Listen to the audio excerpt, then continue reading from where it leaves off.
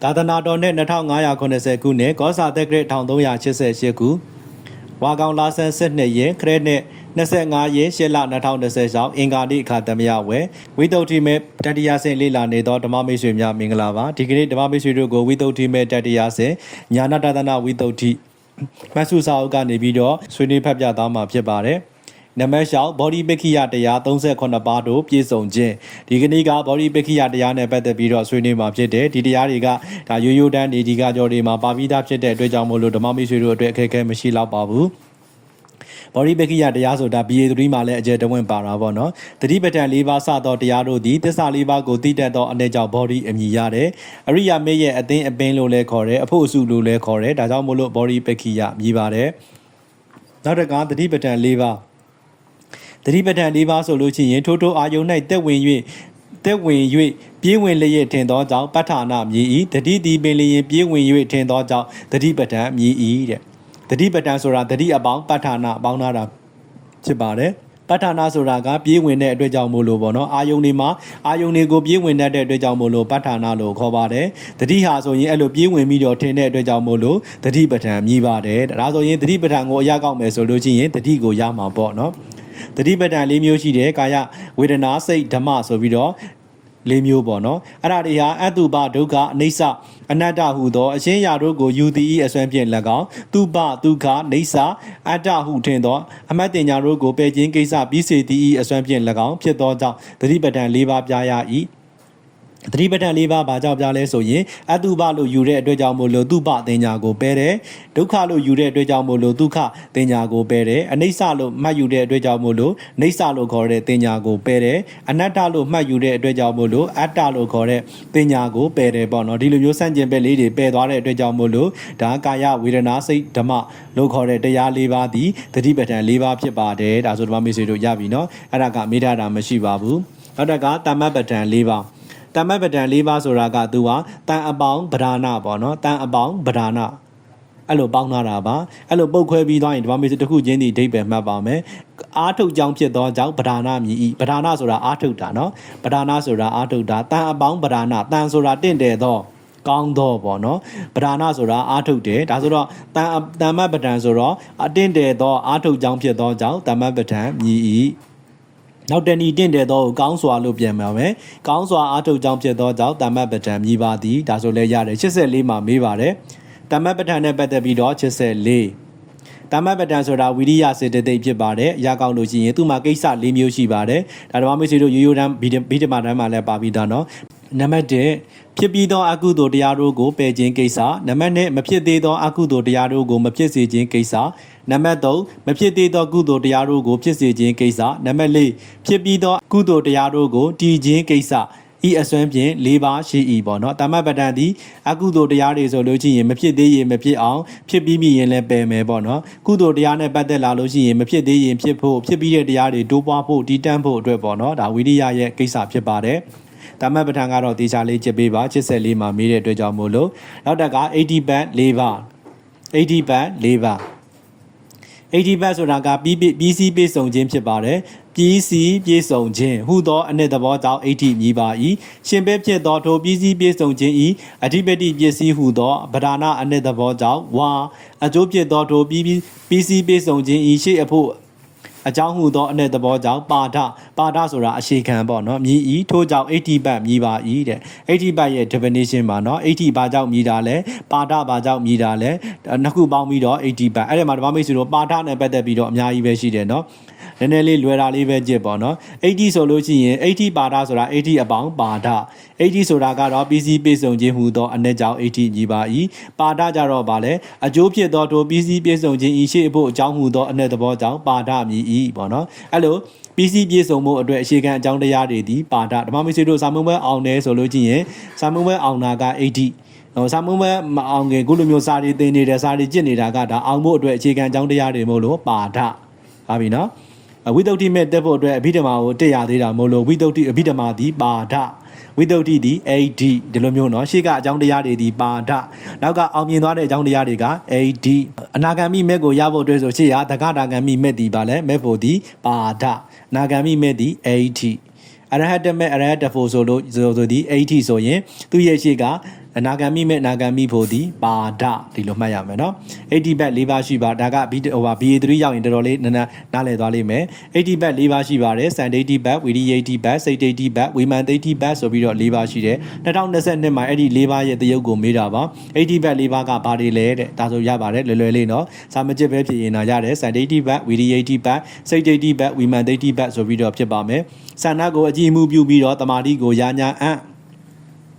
ဆန္ဒကိုအဓိပတိတက်ပြီးတော့တမာတိကိုရရှိတယ်ဆိုလို့ရှိရင်ငါဇံရခြင်းလိုက်တာဆိုပြီးဆန္ဒရှိတယ်မရရအောင်ကြိုးစားတယ်ဇံရသွားတယ်ဇံရရင်တမာတိတွေတည်ပြီးပေါ့နော်ဒါဆိုလို့ရှိရင်ကိုကဆန္ဒကိုအကြည့်မှုပြုပြီးတော့တမာတိတွေရသွားပြီဆိုလို့ရှိရင်ကိုဘာလို့ခေါ်လဲအဲ့ဒီရရှိလာတဲ့တမာတိကိုဆန္ဒတမာတိဆိုပြီးတော့ခေါ်ပါတယ်အဲ့ဒီမှာဓမ္မမိတ်ဆွေတို့စိတ်ဤတည်ကြည်ခြင်းကိုအကယ်၍ရညာအံ့ဆိုတာလေးကိုလက်သေးခွင်းနဲ့ထည့်ပေးပါအဓိပ္ပာယ်တူတူပဲမဟုတ်လို့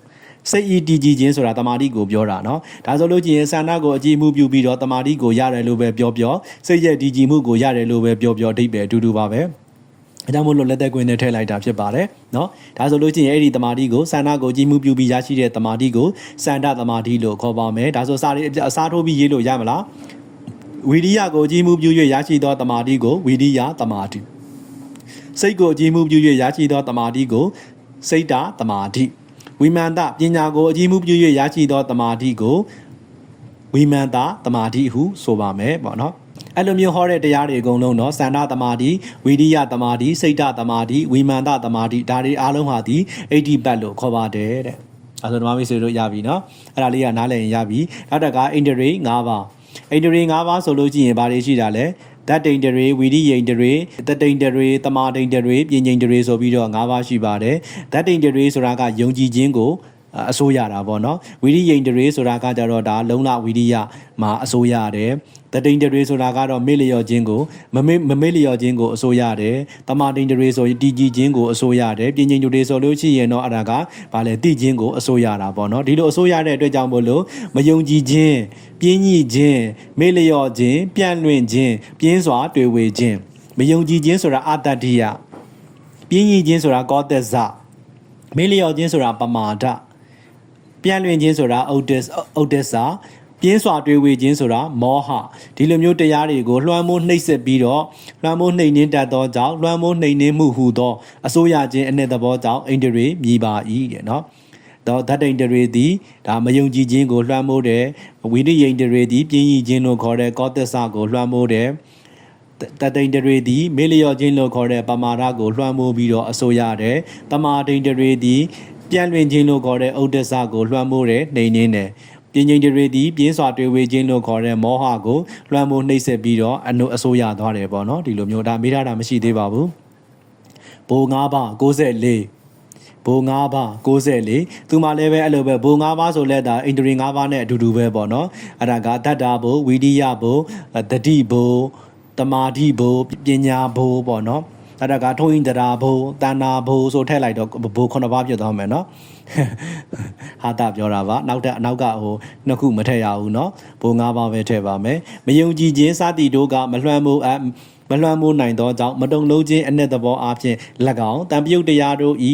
မြဲမြံခိုင်ခန့်သည့်ဤအဖြစ်ကြောင့်၎င်းဘုံမြည်ဤရှင်ပေါ်ရှင်ဘက်တရားတွေနဲ့ရှင်လာလို့ရှိရင်လည်းအတမ်းကိုနဲ့ရှင်ဘက်တရားတွေကိုလည်းမြဲမြံခိုင်ခန့်အောင်လုပ်ပေးတယ်ပြီးတဲ့အခါမှာစန့်ကျင်ဘက်တရားတွေကကိုယ့်ကိုလွှမ်းမိုးတဲ့အခါမှာလည်းမတုံလုံးအောင်ပေါ့နော်မလွှမ်းမိုးနိုင်အောင်လို့လုပ်ပေးတဲ့အတွက်ကြောင့်မို့လို့ဘုံမြည်ပါတယ်94မှာမေးပါတယ်နောက်တစ်ခုကဘောဇင်9ပါးတိတတ်သောဘောဇင်9ပါးဆိုတာကဘောဇင်ဆိုတာက body အပေါင်းအင်္ဂပေါင်းထားတာဖြစ်တယ်body အပေါင်းအင်္ဂ body ဆိုတာတိတတ်သောပုဂ္ဂိုလ်အင်္ဂဆိုတာအကြောင်းအင်္ဂ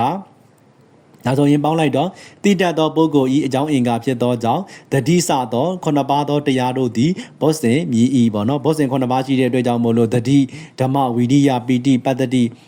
ဥပ္ပခါလို့ခေါ်တဲ့တရားတွေပေါ့နော်ဒါတွေဟာဆိုလို့ကြည့်ရင်တိတတ်တဲ့ပုဂ္ဂိုလ်ရဲ့အကြောင်းအင်္ဂါဖြစ်တဲ့အတွက်ကြောင့်မို့လို့ဘောဇင်မြည်ပါတယ်ဒါတကမက်ကင်8ပါးမက်ကဆိုတာလမ်းကြောင်းဖြစ်ပါတယ်ထွက်မြောက်ကြောင်းဘယ်ကထွက်တာလဲဝဆင်ရဲကထွက်မြောက်တဲ့လမ်းကြောင်းဖြစ်ပါတယ်ဒါကြောင့်မို့လို့တမာဒိဋ္ဌိစတဲ့မက်ကင်8ပါးသည်မက်ကင်မြည်ပါတယ်ရပါပြီနော်မေးရတာမရှိပါဘူး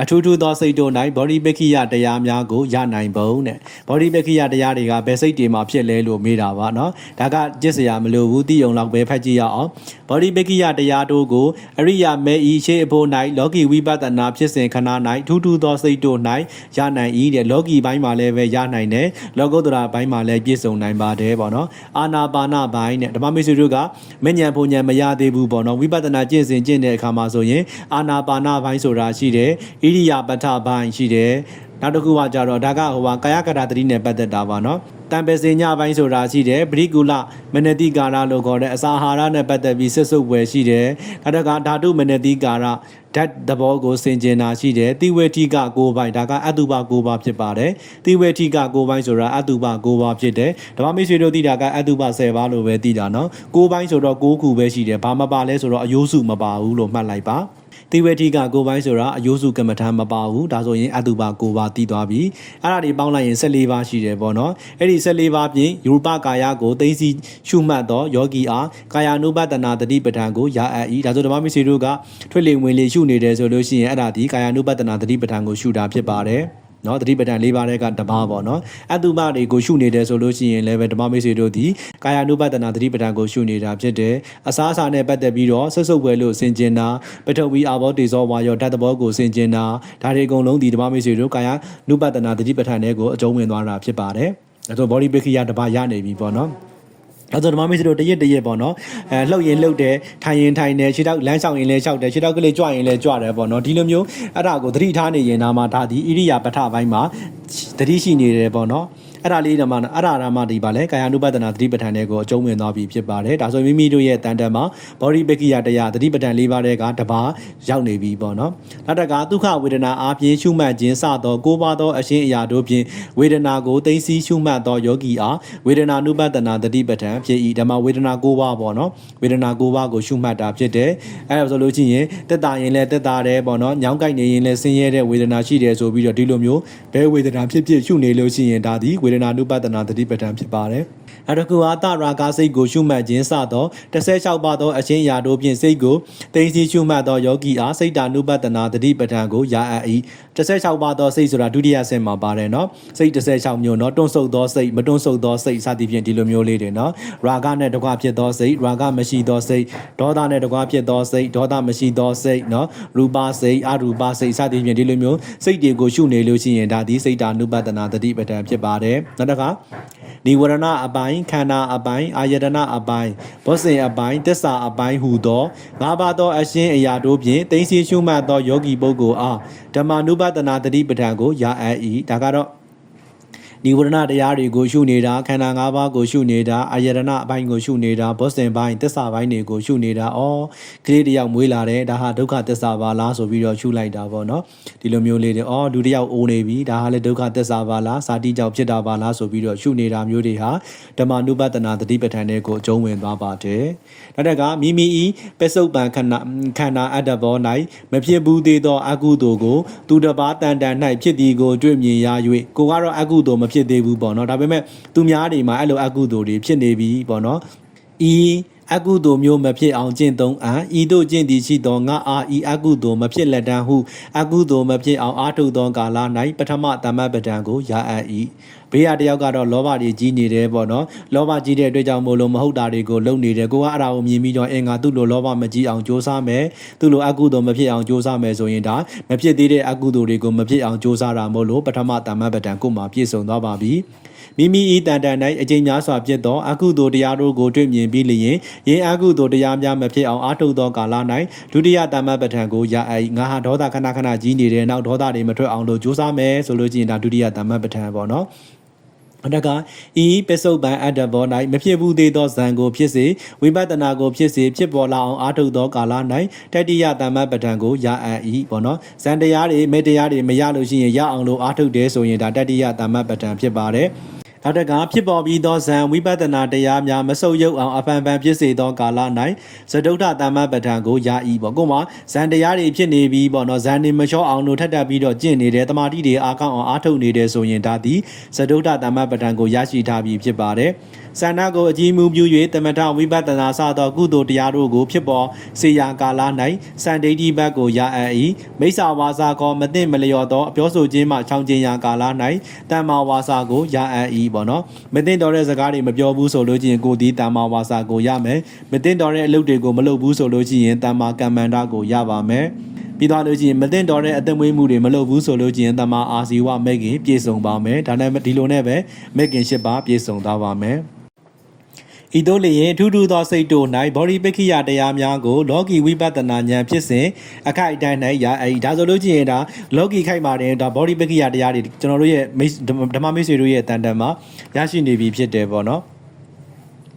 နမကကြီးအရိယာမဉ္ဇဉ်၄ပါးဖြစ်ရာကာလ၌38ပါးသောဘောဓိပက္ခိယတရားတို့သည်စိတ်တက္ခဏတစ်ခုအတွင်း၌အတူရှင်တွဲဖြစ်နိုင်၏မစိတ်ခဏမှာတော့ဘောဓိပက္ခိယတရား38ပါးလုံးဟာအပြည့်အစုံရပါမယ်အခုလောကီခိုက်မှာတော့တစ်ခုစီတွေဖြစ်နေမှာပေါ့နော်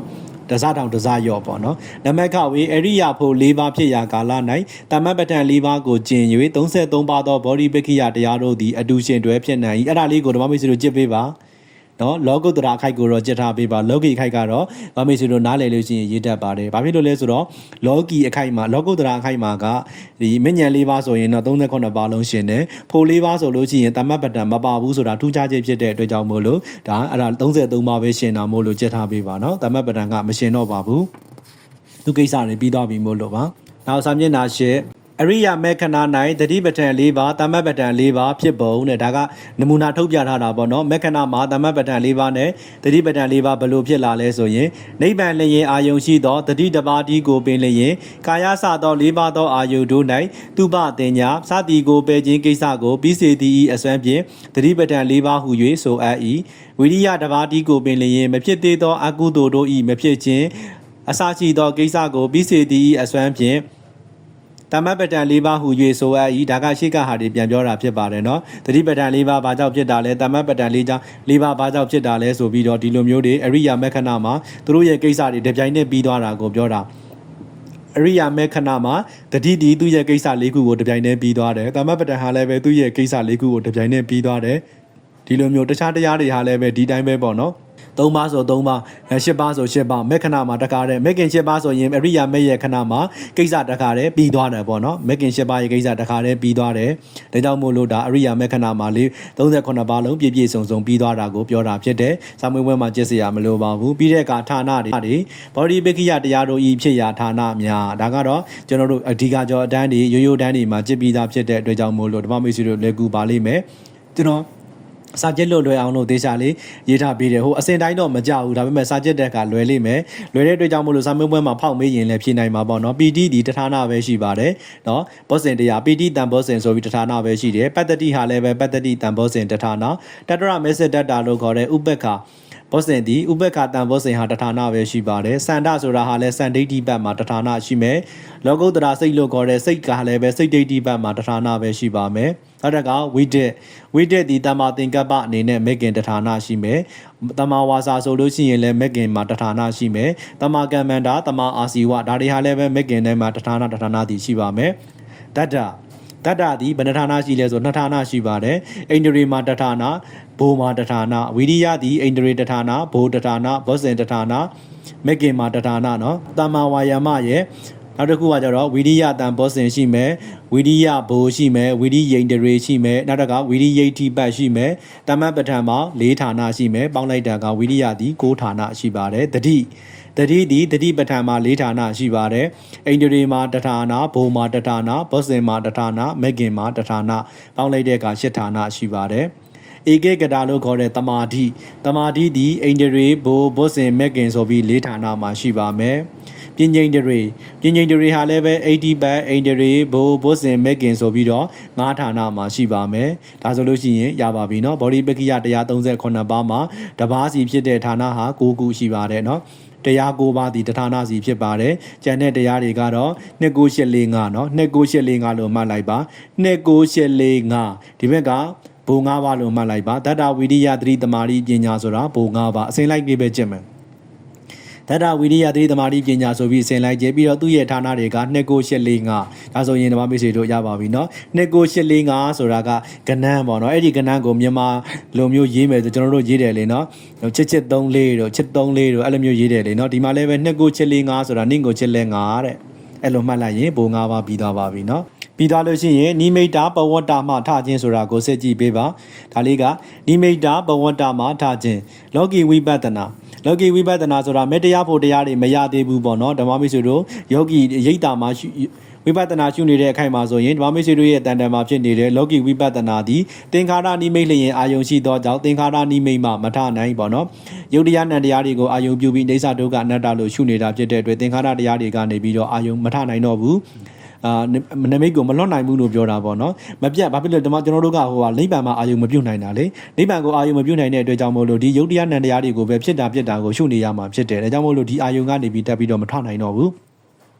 မပြတ်ဖြစ်သောခန္ဓာအရင်ဤအကြောင်းဖြစ်သောသမုဒိယတဏှာကိုအကျွမ်းမဲ့မပယ်ဖြတ်နိုင်ခြင်းကြောင့်ခန္ဓာအရင်ပဝတ္တမှာလည်းမထနိုင်ဒါဆိုရင်နိမိတ်လို့ခေါ်တဲ့သင်္ခါရနိမိတ်တွေကလည်းမလွတ်နိုင်ဘူးမထနိုင်ဘူးပြီးတော့ကြည့်ရင်ကျွန်တော်တို့ဒီဘဝဖြစ်စေတဲ့တဏှာကိုလည်းအကျွမ်းမဲ့မပယ်နိုင်တဲ့အတွက်ကြောင့်မို့လို့ခန္ဓာဒီပဝတ္တလို့ခေါ်တဲ့ခန္ဓာအရင်ကလည်းမထနိုင်ဘူးပေါ့ဒါဆိုလို့ရှိရင်နိမိတ်ကလည်းမထနိုင်ပဝတ္တကလည်းမထနိုင်တာကလောကီဝိပဿနာဖြစ်ပါတယ်နားလည်မလားကောတရဘူဉဏ်ကောတရဘူဉဏ်ကကြတော့2022မှာမေးပါတယ်အရိယာမဉ္ဇဉ်လည်း2022မှာမေးပါတယ်အဲဆိုကြည့်ရအောင်ကောတရပူဉဏ်ကကြတော့မပြတ်ဖြစ်သောခန္ဓာအရင်ဤအကြောင်းဖြစ်သောသမုဒိယတဏှာကိုအကျွမ်းမဲ့မပယ်ဖြတ်နိုင်သောကြောင့်ခန္ဓာအရင်ပဝတ္တမှမထနိုင်ဘူးတဲ့ကောတရပူသည်တဏှာကိုမပယ်နိုင်တဲ့အတွက်ကြောင့်မို့လို့ပဝတ္တလို့ခေါ်တဲ့ခန္ဓာအရင်ကမထနိုင်ဘူးဒါပေမဲ့သူသည်နိဗ္ဗာန်ကိုအာယုံပြုတာဖြစ်တဲ့အတွက်ကြောင့်မို့လို့သင်္ခါရတရားတွေကိုအာယုံမပြုတော့ဘူးဒါဆိုလို့သင်္ခါရနိမိတ်ကထနိုင်တာပေါ့နော်ဒါဆိုရင်နိမိတ်ကထနိုင်တယ်ဟိုဟာကပဝတ္တကမထနိုင်ဘူးဆိုတော့ဒီဂေါတရဘူဒီတစ်ဖက်ကထတစ်ဖက်ကမထမို့လို့တစ်ဖက်ထခြင်းလို့ခေါ်ပါတယ်တစ်ဖက်ထခြင်းဆိုတော့ဧကတောဝုဋ္ဌာနနော်ဧကတောဝုဋ္ဌာနနိဗ္ဗာန်ကိုအာယုံပြုတဲ့အတွက်ကြောင့်မို့လို့သင်္ခါရနိမိတ်ကထသွားပြီနော်သမုဒိယတဏှာကိုမပယ်နိုင်တဲ့အတွက်ကြောင့်မို့လို့ခန္ဓာအရင်လို့ခေါ်တဲ့ပဝတ္တကမထနိုင်သေးဘူးနောက်တစ်ခါအရိယာမဉ္ဇဉ်အရိယာမဉ္ဇဉ်ကကြတော့သင်္ခါရကင်းသောနိမိတ်လျင်အာယုံရှိသောကြောင့်သင်္ခါရနိမိတ်မှလည်းထနိုင်၏မပြတ်ဖြစ်သောခန္ဓာအရင်ဤအကြောင်းဖြစ်သောသမုဒိယတဏှာကိုအကျွမ်းမဲ့ပယ်တတ်ခြင်းဤအကြောင်းခန္ဓာအရင်ပဝတ္တမှလည်းထနိုင်၏တို့ကြောင့်နှစ်ဖက်ထခြင်းဥပဒောဝုဋ္ဌာနမြည်၏တဲ့အရိယာမဉ္ဇဉ်ကကြတော့နိဗ္ဗာန်ကိုအာယုံပြုတဲ့အတွက်ကြောင့်သင်္ခါရနိမိတ်ကိုမယူတော့ဘူးဆိုတော့နိမိတ်ကလည်းထလာပြီတဏှာကိုလည်းပယ်နိုင်တဲ့အတွက်ကြောင့်မို့လို့ခန္ဓာအရင်လို့ခေါ်တဲ့ပဝတ္တကထသွားပြီဒါကြောင့်မို့လို့သူဒီနှစ်ဖက်ထနော်နိမိတ်ကလည်းထတယ်ပဝတ္တကလည်းထတယ်ပေါ့နော်ဥပဒေဝုဋ္ဌာနလို့ခေါ်ပါမယ်ဒါဆိုရင်ဓမ္မမိတ်ဆွေတို့အဲ့ဒီ၃ခုလုံးကိုကြက်ထားပေးပါလောကီဝိပဿနာမမေးပင်မဲ့ကြက်ရမယ်ကောတရပူဉဏ်ကြက်ရမယ်အရိယာမဉ္ဇဉ်ကြက်ရမယ်ပြီးတော့ဘောဓိပက္ခိယတရားတွေရဲ့ဖြစ်ရာဌာနကြက်ရပါမယ်မမေးဘူးသေးပင်မဲ့ကြက်ပါသိပြီးသားတွေပဲเนาะနောက်တစ်ခုကကြတော့သမထဗလဝိပဿနာဗလခွန်အား2ပါးနဲ့ရှင်ခြင်းအဲ့ဒီမှာဆိုလို့ရှိရင်၈ပါးသောတမပတ်တို့ကိုပွားစေသောကာလ၌เนาะတမပတ်၈ပါးဆိုတာကရူပဇံ၄ပါးအရူပဇံ၄ပါးအဲ့ဒီဇံတွေကိုပွားတဲ့ကာလမှာဆိုရင်တမထခွန်အားလို့ခေါ်တဲ့ဧကိကတာတမာတိဒီလွန်ကဲနေပါတယ်အနိစ္စ ानु ပတနာဒုက္ခ ानु ပတနာအနတ္တ ानु ပတနာဆိုပြီးတော့အနုပတနာတွေကိုပွားတဲ့ကာလမှာတော့ဝိပဿနာခွန်အားလို့ခေါ်တဲ့ပညာဒီလွန်ကဲနေပါတယ်ဒါကသိပါတယ်เนาะဇန်တရားတွေကိုပွားရင်တမာတိလွန်ကဲနေမယ်အနုပဒနာဝိပဿနာကိုရှုနေလို့ရှိရင်ပညာလွန်ကဲနေပါမယ်အရိယာမေခဏကိုရောက်ပြီဆိုရင်တော့တမထနဲ့ဝိပဿနာဟာတူတူဖြစ်သွားပါပြီဘသူပိုတယ်ဆိုတာမရှိတော့ဘူးပေါ့နော်အရှင်းရှင်းကိုမလွန်သောအပြင်ထမ်းပိုး၌တူညီဖွဲ့အပ်ကုန်တကယ်သို့ဖြစ်၏ပေါ့နော်နွားနာကောင်ထမ်းပိုးတစ်ခုထဲမှာတွဲထားသလိုပဲတမထနဲ့ဝိပဿနာသည်အရိယာမေခဏမှာညီတူညီမျှဖြစ်နေပါပြီတဲ့ဒီလိုပြောတာပါဒါကမေးထားတာမရှိပါဘူးဓမ္မမိတ်ဆွေတို့နံပါတ်9တန်ရောစင်စားသောအကုသိုလ်တရားတို့ကိုပယ်ခြင်းအဲ့ဒီအကြောင်းကိုဆက်သွားပါမယ်เนาะအချိန်နည်းနည်းရှိနေတဲ့အတွက်ကြောင့်မို့လို့ပါတန်ရောစင်10ပါ2015မှာမေးပါတယ်တန်ရောစင်10ပါဒီ2015မေးပုံမေးနီးကမေးခွန်းဟောင်းလုပ်တဲ့ခါကျရင်ပြန်ကြည့်မယ်เนาะဘဝတေခန္ဓာတို့နဲ့ဘဝဟောင်းခန္ဓာတို့ကို၎င်းအကျိုးနဲ့ကံကို၎င်းဆင်းရဲဒုက္ခနဲ့တတ္တဝါတို့ကို၎င်းရှင်စေတတ်သောကြောင့်ရူပရာဂစသည်တို့ကိုတန်ရောစင်ဟုခေါ်ပါသည်ဒါကတန်ရောစင်ရဲ့အဓိပ္ပာယ်ပ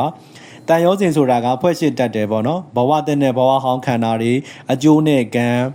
အကျိုးနဲ့ကံပြီးတော့ဆင်းရဲဒုက္ခနဲ့တတ္တဝါတွေကိုဒါရှီနှောင်ဖွဲ့ထားတဲ့အတွက်ကြောင့်မို့လို့ဗာလဲဒါရူပရာဂအရူပရာဂစသည်ဖြင့်ဒါတွေကိုတန်ရောစင်လို့ခေါ်ပါတယ်တဲ့ပြီးသွားတဲ့အခါမှာတန်ရောစင်၅ပါး၅ပါးတည်ရှိပါတယ်အထက်၅ပါးအောက်၅ပါးပေါ့နော်ဥဒ္ဒံဘာဂိယတန်ရောစင်လို့ခေါ်တဲ့ဒါအထက်တန်ရောစင်၅ပါးပြမဘုံနဲ့ဆက်သွယ်ထားတဲ့ရူပရာဂအရူပရာဂမာနာဥဒ္ဒစ္စအဝိဇ္ဇာလို့ခေါ်တဲ့၅ပါးသောတန်ရောစင်တွေဟာပြမလောကမှာမဖြစ်လက်တန်းသောခန္ဓာနဲ့ဖြစ်ခဲ့ပြီးတဲ့ခန္ဓာကိုရှင်စေတဲ့အတွက်ကြောင့်မို့လို့ဥဒ္ဒံဘာဂိယတန်ရောစင်လို့ခေါ်ပါတယ်နော်ခေါ်ဤဆိုတာတော့ခေါ်ပါဒီတို့ကကိုယ့်ဘာသာကိုဆက်ရေးနော်ကျွန်တော်ဒီဝတ်ကြတွေကိုရှုပ်နေတဲ့အတွက်ကြောင့်မို့လို့အဲ့ဒီမှာပုံမှန်လေးပဲရှာထားတယ်အဲ့ဒီပုံမှန်ဒီအထက်ကစာကိုစိတ်ယူလို့ပြောတာပါနောက်တကသက်ကာယဒိဋ္ဌိဝိသိကိစ္စသီလပတ္တပရမာတာကာမရာဂပဋိကလို့ခေါ်တဲ့၅ပါးသောတန်ရောစင်တွေကတော့အောက်ကာမလောကမှာပေယလခံတဲ့အတွက်အထက်ကစာကိုပြန်ရေးမယ်ဖြစ်လက်တန်းသောခန္ဓာတို့နဲ့ဖြစ်ခဲ့ပြီးသောခန္ဓာတို့ကိုချင်းစေတတ်သောကြောင့်ဘာလို့ခေါ်လဲအာဒောဘာဂိယတန်ရောစင်ပေါ့နော်ဩရံဘာဂိယတန်ရောစင်လို့ခေါ်ပါတယ်သူမှာတော့ဥဒ္ဒံအာဒောလို့သုံးပါတယ်ဥဒ္ဒံဆိုတာအထက်အာဒောဆိုတာအောက်ပေါ့နော်ကျွန်တော်တို့ငယ်တုန်းကကြည့်ခဲ့တာကတော့ဘာလို့ခေါ်လဲဩရံဘာဂိယတန်ရောစင်အတူတူပါပဲเนาะအဲဆိုရပါပြီအဲဆိုကြည့်ရမယ်เนาะတန်ရောစဉ်ကြည့်ရမယ်ကိလေသာ10ပါးကိလေသာဆိုတာကဒါကဗာလဲမိမိကိုယ်တိုင်ညှဉ်းနှွမ်းသောကြောင့်၎င်းမိမိနဲ့ရှင်ပေါ်ရှင်ဖက်တရားတို့ကိုညှဉ်းနှွမ်းစေတတ်သောကြောင့်၎င်းကိလေသာမြည်ဤကိလေသာကလေဘာနဲ့တူလဲကိုယ်တိုင်လည်းညှက်ပတ်တယ်သူများကိုလည်းညှက်ပတ်အောင်လုပ်တဲ့အရာနဲ့တူတာပေါ့နော်ဘယ်သူတွေလဲဆိုလို့ကြည့်ရင်ကိလေသာ10ပါးကိုကျွန်တော်မရေးတော့ဘူးဓမ္မမိတ်ဆွေတို့ဟိုကြပြားလေးပဲကြည့်ထားကျွန်တော်တို့ရိုးရိုးပြီးတမှာကြည့်တဲ့အတိုင်းပဲပေါ့နော်လောတော်မောမာဒိဋ္ဌိပါတပြာစီကိစ္စတိအုတ်ဟိအနွတ်တက်ပြီးဆယ်ရှိကိလေသာဆိုပြီးတော့မှတ်ထားရင်ရပါပြီနောက်တက်ကမိစ္ဆတမိစ္ဆတ10ပါးသို့မဟုတ်10ပါးမိစ္ဆတကို10ပါးလို့လည်းယူတယ်သို့မဟုတ်10ပါးလို့လည်းယူပါတယ်မှားယွင်းစာဖြစ်တတ်တဲ့အတွက်ကြောင့်မို့လို့သူ့ကိုမိစ္ဆတလို့ခေါ်ပါတယ်မိစ္ဆာဒိဋ္ဌိမိစ္ဆာသင်္ကပ္ပမိစ္ဆာဝါစာမိစ္ဆာကမ္မန္တာမိစ္ဆာအာဇီဝမိစ္ဆာဝါယမမိစ္ဆာတတိမိစ္ဆာတမာတိဆိုပြီးတော့ဒါဟိုပါလေဘာလို့ခေါ်လဲမိစ္ဆာမေခင်10ပါးကိုပြောတာเนาะတနည်းအားဖြင့်ဆိုရင်မိစ္ဆာဝိမု ക്തി မိစ္ဆာညာတို့ကိုပါထည့်၍မိစ္ဆတတရား10ပါးလို့ခေါ်ပါတယ်ဓမ္မမိတ်ဆွေတို့ကဒါနောက်အပိုင်းဟိုပါလေတုတ်တန်တွေကိုသင်လာတဲ့အခါကြလို့ရှိရင်သိပါလိမ့်မယ်เนาะဟိုကမက်ကင်10ပါးဆိုပြီးတော့ဟာတစ်ခါမှမကြဘူးပေါ့เนาะမိတ္တကမှာမက်ကင်12ပါးရှိတယ်ပြီးတဲ့အခါမှာဟိုမှာဘောဓိပက္ခိယမှာမက်ကင်10ပါးရှိတယ်တုတ်တန်တွေလည်းရောက်လာအောင်မက်ကင်က12ပါး10ပါးဖြစ်တော့ဟာမှာ2ပါးကတိုးလာတာဘာတွေလဲပေါ့เนาะပြီးတော့ကျွန်တော်တို့ဟိုအဘိဓမ္မာမှာသင်တာလေမိစ္ဆာမက်ကင်ကလောပဲရှိတယ်မိစ္ဆာမက်ကင်4ပါးပဲရှိတယ်တမန်မက်ကင်က10ပါးပေါင်းလိုက်တဲ့ကဟိုမျိုးမက်ကင်စုစုပေါင်းဒီဘယ်လောက်လဲ12ပါးဆိုပြီးတော့ဒါမိတ္တကသင်္ကာဟမှာသင်ခဲ့တယ်လေတုတ်တိုင်လေးကိုရောက်လာတဲ့အခါမိစ္ဆာမက်ကင်ကလည်း10ပါးရှိတယ်တဲ့ဘာတွေလဲဆိုတော့ဒီတမန်မက်ကင်10ပါးကိုပြောင်းပြန်ပြန်လိုက်ရင်မိစ္ဆာမက်ကင်10ပါးတဲ့တခါနောက်တုတ်တန်တစ်ခုမှကျတော့မက်ကင်က10ပါးရှိတယ်တဲ့တမန်မက်ကင်10ပါးကိုတခါသူက2ခုပေါင်းလိုက်တာတမန်ဝိမု ക്തി နဲ့တမန်ညာနာဆိုပြီးတော့ပေါင်းလိုက်တာเนาะတမန်ဝိမု ക്തി ရဲ့တမန်ညာနာရဲ့ပေါင်းလိုက်ရင်မက်ကင်10ပါးရှိတယ်ဒါကောင်းတဲ့မက်ကင်ပေါ့เนาะအဲ့တော့ကောင်းတဲ့မက်ကင်10ပါးဆိုမကောင်းတဲ့မက်ကင်လည်း10ပါးတဲ့ဘာတွေလဲဆိုတော့ဒီမက်ကင်10ပါးကိုပြောင်းပြန်တာရဲ့အဲ့ဒီတမန်ဝိမု ക്തി ကိုပြောင်းပြန်လိုက်တော့မိစ္ဆာဝိမု ക്തി တဲ့ဟုတ်တက်ကတမန်ညာနာကိုပြောင်းပြန်လိုက်တော့မိစ္ဆာညာနာတဲ့မိစ္ဆာဉာဏ်တဲ့เนาะအဲ့ဆိုတော့ဒီမှာလည်းပဲအဲ့ဒါကမက်ကင်10ပါးဆိုလို့ကြည့်ရင်တမမိစ္ဆာမက်ကင်လည်းပဲ10ပါးဖြစ်မှာပေါ့နော်အဲ့ဒါကိုမိစ္ဆတတရား10ပါးလို့သုံးတာဖြစ်တယ်အဲဆိုဓမ္မမိတ်ဆွေတို့နားလည်ပြီအဲ့ဒါကလောကတန်တရား10ပါးခဏခဏမေးပါတယ်83 2006 2023 83 2006 2023လောကတန်တရား10ပါးခဲတန်လေးနဲ့ကိုယ့်ဘာသာကိုရေးထားပေးပါလောက၌အကျုံးဝင်သောတရားလို့ရေးထားပေးလောက၌အကျုံးဝင်သောတရားဒါဆိုရင်လောက၌အကျုံးဝင်သောတရားလို့ပြောရင်ဘယ်တရားကိုပြောရမလဲလောကတန်10ပါးကိုပြောတာဖြစ်ပါတယ်တတ္တလောကဖြစ်ခြင်းရှိလျင်မကင်းနိုင်သောတရားများဖြစ်သောကြောင့်လက်ရခြင်းစသည်တို့ကိုလောကတန်တရားဟုခေါ်ခြင်းဖြစ်သည်လက်ရခြင်းစသည်ဆိုတာပြီးရင်အောက်မှာပြန်ရေးပါမယ်เนาะဘာတွေလဲဆိုတာဒီတတ္တလောက၌ဖြစ်ခြင်းရှိ၍မကင်းနိုင်သောတရားများဖြစ်သောကြောင့်ကျွန်တော်တို့ပေါ့เนาะတတ္တဝါတွေရဲ့လောကမှာဒါကအမြဲတမ်းဒွန်တွဲပြီးဖြစ်နေမယ်ဒါကြောင့်မို့လို့လောကမှာအကျုံးဝင်နေတဲ့တရားမို့လို့လောကတန်တရားလို့ခေါ်ပါတယ်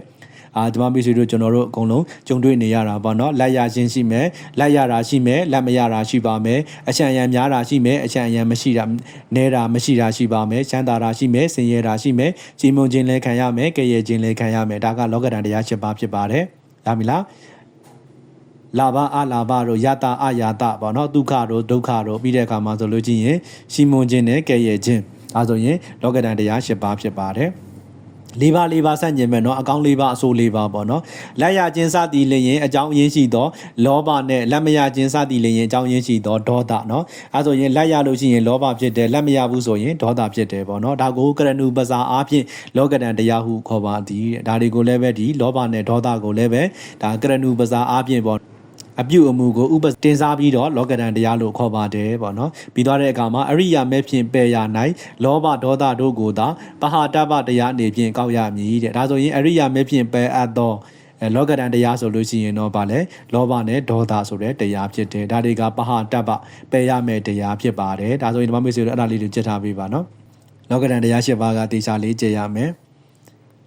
အဓိကတော့လောကဒံတရား၈ပါးဆိုပေမဲ့ဒါကိုတရားကိုကောက်လိုက်ရင်လောဘနဲ့ဒေါသနှစ်မျိုးပဲရတာပေါ့နော်လောဘလက်လာပါဖြစ်တယ်အရှံအယံများတယ်ရှမ်းတာတယ်ရှီမွန်းခံရတယ်ဆိုရင်ဘာဖြစ်မလဲလောဘဖြစ်နေမယ်ပေါ့နော်လက်မရဘူးအရှံအယံမရှိဘူးဆင်းရဲတယ်ကဲ့ရဲ့ချင်းခံရတယ်ဆိုရင်ဒေါသထွက်နေမယ်ဒါကြောင့်မို့လို့အဓိကတရားကိုကနှစ်ပါးပဲရှိပါတယ်အဲဆိုတရားကိုနှစ်ပါးကိုပယ်လိုက်လို့ရှိရင်ဒါပြီးပါပြီနော်နောက်တကမက်ဆေရီယာတရား၅ပါး2015မှာမေးပါတယ်မက်ဆေရီယာ၅ပါးเนาะသုဒ္ဓဓမ္မဖြစ်တဲ့ဓမ္မမိတ်ဆွေတွေကတော့မက်ဆေရီယာနဲ့ပတ်သက်ပြီးတော့ခဏပါနေတာ level 2 level 3နှစ်ခုလုံးမှာပါတာဖြစ်တဲ့အတွက်ကြောင့်မို့လို့လွယ်ကူမှာရနေပြီးသားပေါ့เนาะ software တို့က not ကျနေပါပြီနေရာအကြောင်းစသည်တို့၌သူတစ်ပါးတို့နှင့်ဆက်ဆံသည့်အဖြစ်ကိုတီးမခံနိုင်သောအရှင်းအရာအပြင်ဖြစ်ကုန်သောဝန်တိုခြင်းသည်မက်ဆေရီယာဟုခေါ်၏ပေါ့နော်မက်ဆေရီယာဆိုတာကကြတော့ကိုယ့်ရဲ့ပစ္စည်းကိုသူတစ်ပါးနဲ့ sharing မလုပ်ချင်ဘူးပေါ့နော်ဒါဘာမှခကြုတ်ဆရာတော်ကြီးခဏပြောတာရှိပါတယ်နော်ကိုယ့်ရဲ့ပစ္စည်းကိုသူတစ်ပါးတို့နဲ့မဆက်ဆံခြင်းမှုပေါ့နော်မျှပြီးတော့မသုံးခြင်းမှုဆိုရင်ဒါကိုမက်ဆေရီယာလို့ခေါ်ပါတယ်မက်ဆေရီယာတရား၅ပါးရှိပါတယ်အာဝါဒမက်ဆေရီယာနေရာနဲ့ပတ်သက်ပြီးတော့ဝန်တိုတာကုလမက်ဆေရီယာအမျိုးနွယ်နဲ့ပတ်သက်ပြီးတော့ဝန်တိုတာလာဘမက်ဆေရီယာလက်လာဘနဲ့ပတ်သက်ပြီးတော့ဝန်တိုတာဓမ္မမက်ဆေရီယာတရားဓမ္မနဲ့ပတ်သက်ပြီးတော့ဝန်တိုတာကိုရတဲ့စာသူများကိုမပြောခြင်းမှုပေါ့နော်နေဘယ်စာအုပ်နဲ့ကြစ်နေလဲဆိုငါဘာမှမကြစ်ပါဘူးเนาะဓမ္မပြူဟာစာအုပ်နဲ့ပဲကြစ်နေတာပေါ့နောက်ကမှာတော့တခြားမှတ်စုတွေနဲ့ကြစ်နေတာเนาะလွယ်လွယ်ကူကူရေးထားပြီးသားအတူကျုပ်တွေနဲ့အချင်းကျုပ်တွေနဲ့ကြစ်ပြီးတော့စာမင်းဝဲတွေကိုလှုပ်တင်တန်းနေလဲခိုးတက်တာပေါ့เนาะပြီးလဲပြီးတော့ဘာတွေလို့မလွတ်ပါဘူးသစ္စာပါရမီကဆရာမကြီးအတန်ပိုင်းနဲ့ဆရာမကြီးစာအုပ်နဲ့ပဲကြည်နေတာပါပေါ့เนาะအမှန်တော့နောက်ကမှာတစ်မျိုးပေါ့နောက်တစ်ခါဝနာမက်ဆေရီယာဆိုလို့ချင်းအစိမ့်နဲ့ပတ်သက်ပြီးပေါ့เนาะအသားလေးတွေပြူလာလိုက်တာဘာလူတာတော့ဘာတွေနဲ့မျက်နှာတက်တာတော့ဘာမှမဟုတ်ပါဘူးเนาะစက်ပေါက်တုံးနဲ့ပဲเนาะတနခါတုံးနေနဲ့ပဲလူတာပါအမှန်တော့နောက်ကမှာ BB green တွေ CC green တွေလူနေတာပေါ့เนาะဒီလိုမျိုးเนาะဓမ္မမိတ်ဆွေတို့စာမှတ်မိအောင်လို့ပြောပြသွားတာဖြစ်ပါတယ်ဘယ်သူမှရည်ရွယ်ပြီးတော့ပြောတာမဟုတ်ပါဘူးเนาะဒါဆိုရင် mystery တရား၅ပါးရှိပါတယ်အာဝါဒနဲ့ပတ်သက်ပြီးဆရာမကြီးကနာပြောတယ်လေเนาะဘတ်ကားစီးလို့ရှိရင်ပေါင်ကားပြီးထိုင်နေတာနှစ်ယောက်ကုန်မှတစ်ယောက်တည်းစီပြီးတော့ပေါင်ကားပြီးထိုင်ဆွဲချင်းနေဘေးချပေါ့เนาะဒီလိုမျိုးတွေကနောက်တစ်ယောက်မတက်လာအောင်လို့နေရာကိုအပိုင်စီးတာမျိုးတွေပေါ့နော်ဒါမျိုးတွေရှိတယ်အဲဆိုလို့ရှိရင်မက်ဆေရီယာတရား၅ပါး definition ချက်ထားပေးပါနော်ဘယ်လိုမေးလဲဆိုတာတော့ကျွန်တော်တို့မေးခွန်းဟောင်းကြည့်မှာပဲသိပါမယ်နောက်တစ်ခုကဝိပ္ပန္လာသ12ပါးဝိပ္ပန္လာသဆိုတာမှားယွင်းထင်တာပေါ့နော်ဝိပ္ပန္လာသ12ပါးမမြဲစင်းရဲ့အတ္တမဟုတ်မတင့်တယ်သောဝတ္ထုတို့ကိုပင်လျင်မြဲသည်ရှမ်းသာသည်အတ္တဟုတ်သည်တင့်တယ်သည်ဟုဤသို့သောအရှင်းရာအားဖြင့်ဖြစ်သောတင်ညာဝိပ္ပန္လာသစိတ်တဝိပ္ပန္လာသဒိဋ္ဌိဝိပ္ပန္လာသဟုသောဤသုံးပါးသောဖောက်ပြန်မှားယွင်းခြင်းတို့ဒီတဲ့နော်ဝိပ္ပန္လာသဆိုတာဖောက်ပြန်မှားယွင်းပြီးတော့မှတ်နေတာပေါ့နော်ထင်အောင်ထင်မှားတွေဖြစ်နေတာအဲဆိုလို့ရှိရင်တင်ညာဝိပ္ပန္လာသဒါကအမှတ်မှားတာစိတ်တဝိပ္ပန္လာသအတိမှားတာဒိဋ္ဌိဝိပ္ပန္လာသအယူမှားတာပေါ့နော်ဒီလိုမျိုးမြဲတဲ့တရားတွေကိုလည်းမမြဲဘူးဆင်းရဲတဲ့တရားတွေကိုလည်းချမ်းသာတယ်လို့ထင်တယ်အတ္တမဟုတ်တာကိုလည်းအတ္တဟုတ်တယ်လို့ထင်တယ်မတင့်တယ်တာကိုလည်းတင့်တယ်တယ်လို့ထင်နေတာမျိုးတွေပေါ့နော်ဒီလိုမျိုးတွေကိုဝိပ္ပန္လာသလို့ခေါ်ပါတယ်ဝိပ္ပန္လာသက၄ပါးနော်မမြဲဆင်းရဲအတ္တရဲ့မတင့်တယ်အတုပရဲ့အဲ့ဒီ၄ခုကိုဘာနဲ့မြောက်မလဲဆိုရင်တင်ညာရဲ့စိတ်တရဲ့ဒိဋ္ဌိရဲ့၃ခုနဲ့မြောက်မမြဲတာကိုလည်းပဲတင်ညာမမြဲတာကိုလည်းပဲတင်ညာနဲ့ယူတယ်စိတ်ဓာတ်နဲ့ယူတယ်ဒိဋ္ဌိနဲ့ယူတယ်ဆင်းရဲတာကိုလည်းတင်ညာနဲ့ယူတယ်စိတ်ဓာတ်နဲ့ယူတယ်ဒိဋ္ဌိနဲ့ယူတယ်အတ္တမဟုတ်တာကိုလည်းပဲတင်ညာနဲ့မှတ်တယ်စိတ်ဓာတ်နဲ့သိတယ်ဒိဋ္ဌိနဲ့အယူမှားတယ်ပေါ့နော်မတင့်တယ်ဘူးဆိုတာကိုလည်းပဲတင့်တယ်တယ်လို့ဒါအမှတ်မှားနေတာရှိမယ်အတိမှားနေတာရှိမယ်အယူမှားနေတာရှိမယ်ဒါဆိုတော့၄ခုကို၃နဲ့မြောက်လိုက်တော့၄၃၄12ဝိပ္ပန္လာသ12ပါးဖြစ်ပါမယ်နော် body ပက္ခိယတရားကိုသုံးသပ်ခြင်းဆိုတော့ BA3 မှာအကျယ်တဝန်းရေးထားပေးပါတယ်เนาะဘာမေစီတို့လွယ်လွယ်ကူကူသိအောင်လို့ပါနောက်တစ်ခုကဂန္ဓ၄ပါးဂန္ဓဆိုတာကတော့ဒါပါလဲထုံးဖွဲ့တာပေါ့နော်ထုံးဖွဲ့တာဒီကကြောမှာလဲတင်ရတယ်ဗိဓမာမှာလဲတင်ရတယ်အဘိဓါအစရှိကုန်သောဂန္ဓ၄ပါးနော်အဘိဓါအစရှိကုန်သော၄ပါး တော်တရားတို့သည်နာမကာယကို၎င်းရူပကာယကို၎င်းဆက်ဆက်ထုံးဖွဲ့တတ်သောကြောင့်ခန္ဓာမြည်ဤပေါ့နော်ခန္ဓာဆိုတာကျိုးအဖွဲအထုံးတွေကျိုးတွေထုံးနေရင်ဖြစ်ရခက်တယ်လို့ပဲဒီမှာလည်းပဲပေါ့နော်အဲ့ဒါကရူပကာယနဲ့နာမကာယပစ္စုပန်နဲ့အနာဂတ်နဲ့အတိတ်နဲ့ဒါလိုမျိုးဟာတွေကိုသူကထုံးဖွဲ့ထားတဲ့အတွက်ကြောင့်မို့လို့ဖြစ်ရခက်တယ်ဒါကိုခန္ဓာလို့ခေါ်ပါတယ်တန်ခွင်းချင်းဆက်တဲ့ကဲ့သို့ပေါ့နော်ဥပမာကအတကအဂတိတရား၄ပါးမေးပါတယ်2017 2024အာဂတိတရား၄ပါး2017 2024ရှင်းရှင်းမုံခြင်းမသိနားမလဲခြင်းကြောက်ခြင်းတို့ကြောင့်မပြုသင့်သောအမှုကိုပြုခြင်းပြုသင့်သောအမှုကိုမပြုခြင်းတို့သည်အာဂတိမြည်၏ဂတိဆိုတာကတော့လာယာအဆိုတော့မကောင်းမှုပေါ့နော်ထိုအချင်းအရာသည်အရိယာတို့အားမရောက်ထိုက်သည့်ဤအဖြစ်ကြောင့်အာဂတိဟုဆို၏အရိယာပုဂ္ဂိုလ်တွေမှာတော့ဂတိဆိုတာကရောက်တာပေါ့နော်အဆိုတော့မရောက်တာမရောက်ထိုက်တဲ့နေရာဖြစ်တဲ့အတွက်ကြောင့်မို့လို့အာဂတိလို့ဆိုတာဖြစ်ပါတယ်တဲ့ချစ်ချင်းမုန်းချင်းမသိနားမလဲခြင်းကြောက်ခြင်းတို့ကြောင့်မပြုသင့်တာကိုပြုတာမျိုးပေါ့နော်သူတစ်ပါးကိုကရှစ်တဲ့အတွက်ကြောင့်မို့လို့ဖေပါပေးပြီးတော့နောက်တစ်ယောက်ကိုလှုပ်လိုက်တာအရာတို့မတိုးပေးဘဲနဲ့ကိုသဘောကျတဲ့လူကိုတိုးပေးလိုက်တာပေါ့နော်နောက်တစ်ခုကမုန်းတဲ့အတွက်ကြောင့်မို့လို့သူ့ကိုနဲနံပေးလိုက်တာဒါတကမသိနားမလဲဘူးမသိပါမသိနဲ့လှုပ်ပေးလိုက်တာမျိုးတွေပေါ့နော်နောက်တစ်ခုကကြတော့ဗာလဲဆိုလို့ချင်းကြောက်တဲ့အတွက်ကြောင့်မို့လို့သူ့ကိုအင်းခတ်လိုက်ရတာမျိုးတွေပေါ့နော်ဒါတွေဟာအဂတိတွေဖြစ်ပါတယ်ဟောမနော်ကြောက်ရွေ့ဘက်လိုက်ခြင်းတော့မုံရွေ့ဘက်လိုက်ခြင်းနော်မောဟအပြင်အမှန်ကိုမသိရွေ့ဘက်လိုက်ခြင်းဒါဆိုပြီးတော့ဒါဟိုဟာမှာလေဘဝခရီးဝယ်ရွေးချယ်ရမယ့်လမ်းမှာပါတယ်နော်ဒီအဂတိ၄ပါးဟုတ်ပါပြီနောက်အာတဝ၄ပါးအာတဝဆိုတာယူစီတတ်တဲ့အတွက်ကြောင့်မို့လို့အာတဝလို့ခေါ်တာဖြစ်တယ်ကာမရာဂဘဝရာဂမိစ္ဆာဒိဋ္ဌိအဝိဇ္ဇာလို့ခေါ်တဲ့တရားတွေဟာဆိုရင်ဓမ္မအပြင်ဂေါတရဘူးတိုင်အောင်ပေါ့နော်ဘဝဆိုလို့ရှိရင်တော့ဘဝက်လို့ခေါ်တဲ့နေဝတင်ညာနာတင်ညာယရဏတိုင်အောင်အာယုံပြုတဲ့အစွမ်းအပြင်ပါလဲဖြစ်တတ်တဲ့အတွက်ကြောင့်မို့လို့အာတဝလို့ခေါ်တာဖြစ်ပါတယ်တနည်းအားဖြင့်ဆိုရင်ရေအိုးဤအပေါက်တို့မှာရေကဲ့သို့ပေါ့နော်မပိတ်ဆို့အပ်သောဓာရတို့မှာယိုစီးတတ်သောကြောင့်အမြဲတမ်းယိုထွေးခြင်းအနှစ်သဘောကြောင့်အာတဝမြည်အာတဝဆိုတာယိုစီးတတ်တယ်ပေါ့နော်ရေအိုးမှာရေခလုတ်တွေကလုံအောင်မပိတ်ထားဘူးဆိုတောက်နဲ့ကြာနေသလိုပဲပေါ့နော်ဓာရတွေမှာယိုစီးတယ်ဆိုတာကစက်ခုနော်စက်သောကာစီကာလို့ခေါ်တဲ့ဒီဓာရတွေမှာအာယုန်တွေဝင်လာလို့ရှိရင်အတားအဆီးမရှိယူနေတာနော်မျက်လုံးကလည်းပါလဲမြင်သမျှကိုဆွဲလန်းနေဖြစ်နေတာနားကလည်းကြားသမျှကိုဆွဲလန်းနေဖြစ်နေတာเนาะဟိုတချင်းဖွင့်သွားလဲထီတဲ့တချင်းဖွင့်သွားလဲကိုကလိုက်ပြီးတော့ကြားအောင်ပြီးမမောနေပြန်ပြီเนาะဒီတချင်းပြီးတော့ခန္ဓာကိုယ်ကလည်းအတွေ့အထိပေါ့เนาะနူးညံ့တာတွေ့ရင်လည်းယူတယ်ကြိုက်ကြမ်းတာတွေ့ရင်လည်းသဘောကျပြန်တယ်ဒီလိုမျိုးတွေဖြစ်နေတာဒါကိုဓာရတွေကနေယိုစီးတယ်လို့ပြောတာပါတနည်းအားဖြင့်နဲ့တန်တရားဆင်းရဲကိုပွားစေတတ်သောကြောင့်ဖြစ်ပွားစေတတ်သောကြောင့်အာတဝါမြည်ဤပေါ့နော်ဒီတရားတွေကိုဆွဲလန်းနေပြီဆိုလို့ရှိရင်ကျွန်တော်တို့ကတန်တရားရှေ့လျားထွေပြမနေမနာသွားရတော့မှာပေါ့နော်ဒါကြောင့်မို့လို့ဒီတန်တရားဆင်းရဲကိုဘဝတစ်ခုပြီးတစ်ခုတိုးပွားလာရင်ဆင်းရဲတွေလည်းတိုးပွားလာမှာဖြစ်တယ်ဒါကြောင့်မို့လို့အာတဝါလို့ခေါ်တာဖြစ်တယ်မိထားတာမရှိပါဘူးနောက်တစ်ခုကကြတော့ဩဃယောဂ၄ပါးအတူတူပဲမို့လို့ပေါင်းရေးတာဖြစ်ပါတယ်ဩဃယောဂနော်ဘဝတည်ဟုသောသမုဒ္ဒရာ၌ဆွဲငင်တတ်သောအနှစ်သဘောကြောင့်၎င်းကူးမြောက်နိုင်ခဲ့သောအနှစ်သဘောကြောင့်၎င်းထိုကာမရာဂဘဝရာဂမိစ္ဆာဒိဋ္ဌိအဝိဇ္ဇာတို့သည်ဩဃမြည်ဤပေါ့နော်ဩဃဆိုတာလှိုင်းလုံးကြီးတွေပေါ့နော်သမုဒ္ဒရာထဲမှာလူတွေကိုဆွဲငင်တတ်တယ်အဲဒါကြောင့်မို့လို့လူတွေကမကူးနိုင်တော့ဘူးသူတန်တရားရေးအလျင်ကျောမှာမျောနေရတာပေါ့နော်ဒါကြောင့်မို့လို့ဒီတရားလေးပါးကိုဩဃလို့ခေါ်တာဖြစ်တယ်ယောဂဆိုတာကလည်းဆက်ပေးတာပေါ့နော်အာယုန်နဲ့ကင်းကွာခြင်းကို၎င်းဆင်းရဲဒုက္ခနဲ့ကင်းကွာခြင်းကို၎င်းမပေးတတ်သောကြောင့်ယောဂမြည်ပါ၏တဲ့ယောဂဆိုတာရှင်ဆက်တာဖြစ်တယ်နော်လူတွေကိုအာယုံနဲ့ကင်းကွာအောင်မလုပ်ပေးဘူးကဲအာယုံနဲ့မကင်းတဲ့အတွက်ကြောင့်မို့လို့အမြဲတမ်းဘဝတွေတစ်ခုပြီးတစ်ခုဖြစ်နေရင်ဆင်းရဲဒုက္ခတွေရနေမှာဖြစ်တယ်ဒါတွေကိုဝေးကွာအောင်မလုပ်ပေးတဲ့အတွက်ကြောင့်မို့လို့ယောဂလို့ခေါ်ပါတယ်ရှင်ဆက်ပေးတဲ့သဘောပေါ့နော်နောက်တစ်ခုကនិဝရဏ၅ပါးនិဝရဏ၅ပါးဆိုလို့ရှိရင်စိတ်ကိုတားမြစ်တတ်တယ်ပိတ်ဆို့တတ်တယ်ဖုံးကွယ်တတ်တယ်ကုသိုလ်အမှုတွေကိုမရအောင်လို့ဖုံးကွယ်ပေးတယ်ပေါ့နော်ဒီလိုမျိုးကာမစ္စတန္ဒនិဝရဏဗျာပါဒဌိနာမိတ်တာဥဒ္ဒစကုတ်ကုစလို့ခေါ်တဲ့၅ပါးသည်និဝရဏမြည်ပါတယ်မမေးရတာမရှိပါဘူးပရာမာတဆိုတာသုံးသက်တာပေါ့နော်ပရာမာတဆိုတာသုံးသက်တာထိုတရား၌မတင့်တယ်ခြင်းစသောမှန်သောသဘောကိုကြော်လွန်၍မဟုတ်မမှန်သောတင့်တယ်ခြင်းစသောသဘောကို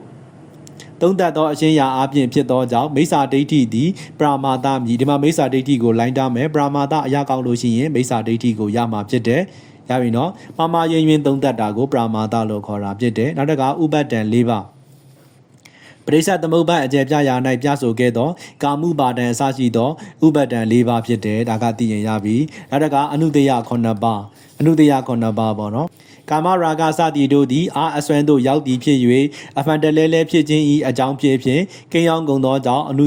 တယဆိုတာကကိလေသာတွေပါပဲကိလေသာတွေမိမိတို့ရဲ့စိတ်တန်တန်မှာကိန်းအောင်နေတယ်ဒါကြောင့်မို့လို့သူ့ကိုအနုတယလို့ခေါ်တာဖြစ်တယ်သူတို့ကတော့ဆိုင်ရာအကြောင်းတရားတွေပေါ်လာလို့ရှိရင်ထကြွလာမှာပေါ့နော်ဒီလိုမျိုးလောဘဖြစ်နေတယ်လောဘကြီးမှမသိဘူးဒီပုဂ္ဂိုလ်ဒီလောဘဒေါသကြီးနေမှမသိဘူးဒါပေမဲ့လောဘဖြစ်เสียအကြောင်းတွေပေါ်လာခဲ့ရင်သူဒီလောဘကြီးတာအရန်တိတာလာတယ်ပေါ့နော်သူ့ကိုသွားပြီးတော့စလိုက်လို့ရှိရင်ဆက်ဆက်တိမကန်စိတ်ဆိုးလာတယ်ဒေါသထွက်လာတယ်ဆိုသူ့ရဲ့တန်တန်မှာလောဘဒေါသတွေကကိန်းနေတဲ့အတွက်ကြောင့်မို့လို့ပေါ့ဒါကိုအနုတ္တိယလို့ခေါ်တာဖြစ်တယ်